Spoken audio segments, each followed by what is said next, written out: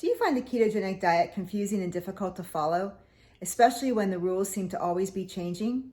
Please follow me for a 4-part mini video series on how to keep keto simple. These are all the steps I took to lose more than 60 pounds in less than 6 months. Let's get started.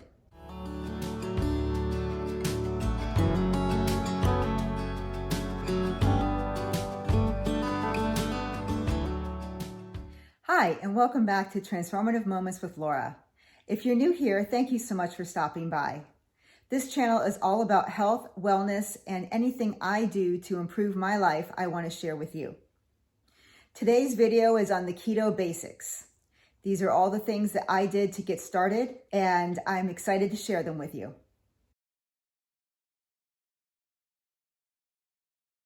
Let's start off with the definition of a ketogenic diet. A ketogenic diet is low in carbohydrates, moderate in protein, and higher in fats. Ketosis is a metabolic state in which your body uses ketones for energy instead of glucose.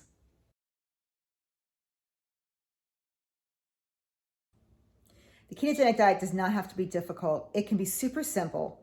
With these guidelines, you can get into ketosis more quickly, you will reduce your hunger, and you will not have to track anything. The way I did it was I ate a protein source with every meal. I added green leafy vegetables or non-starchy vegetables to my meal, and then added a fat condiment, whether it was butter or salad dressing or heavy cream in my coffee, things like that. And then I didn't have to track. I didn't track calories. I didn't track carbohydrates because I knew with that amount of vegetables, I didn't have to worry about going over 20 total carbs, which is typically the average threshold for most people to be able to get into ketosis. As long as you're under that 20 carb threshold, you're good to go. Now, when I was traveling, I followed the same thing. At lunch, I typically had some type of protein source and Caesar salad, minus the croutons.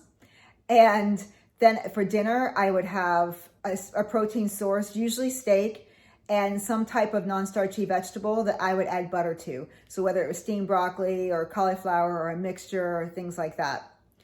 I never felt denied anything. I felt full and satiated. I wasn't craving anything. My cravings went away. I didn't have any concerns about tracking either. So it fit into my lifestyle regardless of whether I was at home or traveling. It didn't matter.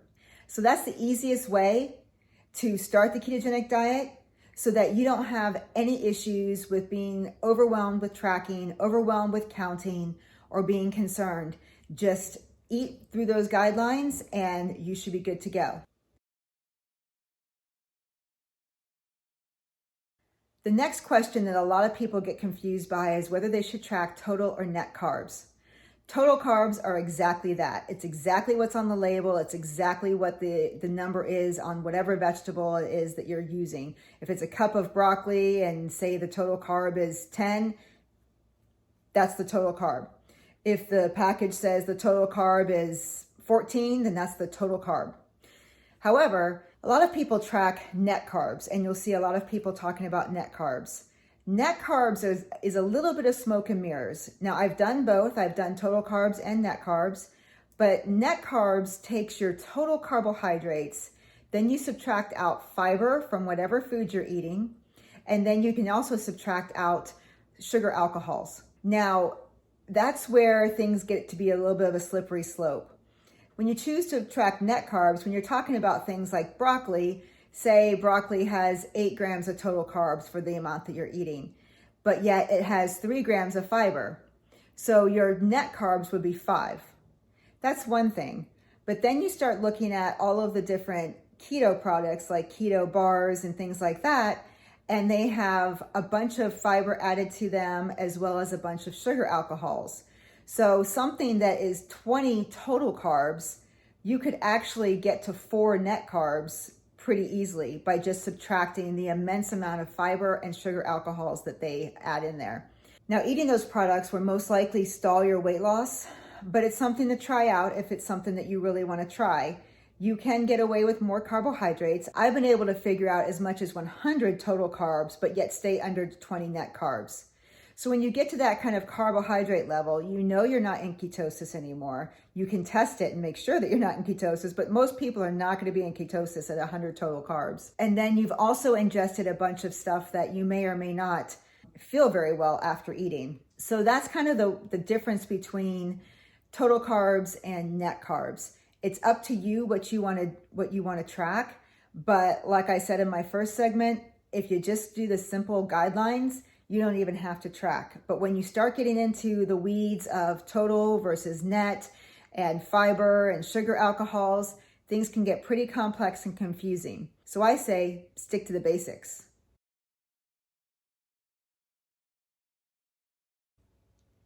Keto products are everywhere you look. Food manufacturers have figured out that the keto diet is extremely popular, and they're trying to make sure that they don't lose out on any dollars.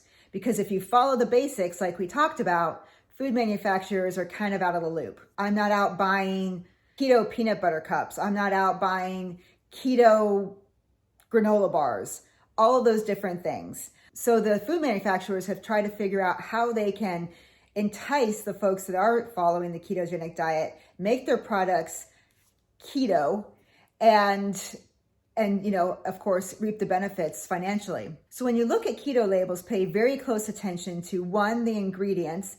They can have a lot of bad ingredients in them. Things like dextrose, maltodextrin, corn fiber, all these different things that beef up their ability to take out quote unquote carbs so that they can get to a low net carb amount.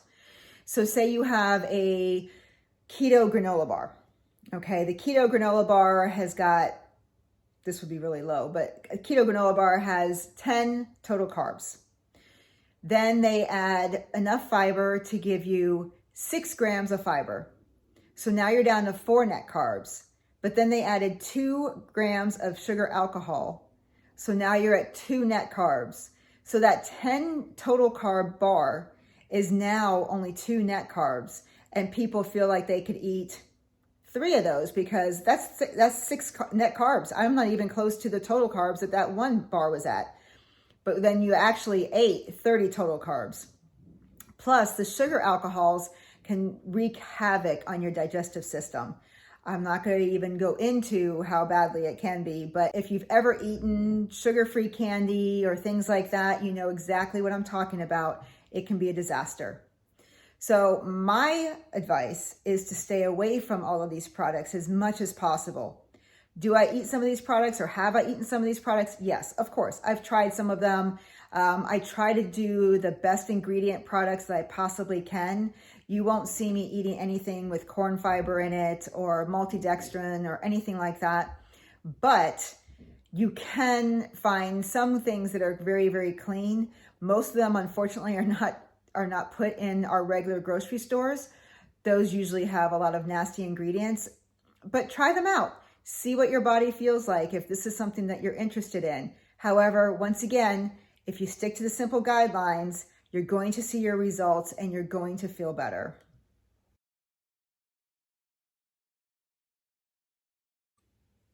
I really hope you found value in this video of the keto basics. If you stick with the simple guidelines, like I said, you are going to get into ketosis more quickly. Your appetite is going to reduce. You're going to feel better and you're going to lose weight. And isn't that why we all start a new way of eating anyway? So I'd really like you to comment below if you've tried the basics before, or if you're interested in trying the basics, and let me know how it goes. I'd be really excited to hear, even if you've already been following the keto diet and you decide that it's time to maybe break a weight loss stall or reevaluate your foods. I'd really love to hear any information you have. Please hit the subscribe button and the notification bell so that you are always alerted when I upload a video. And don't forget to hit the like button. Thank you so much, and I'll see you in the next video.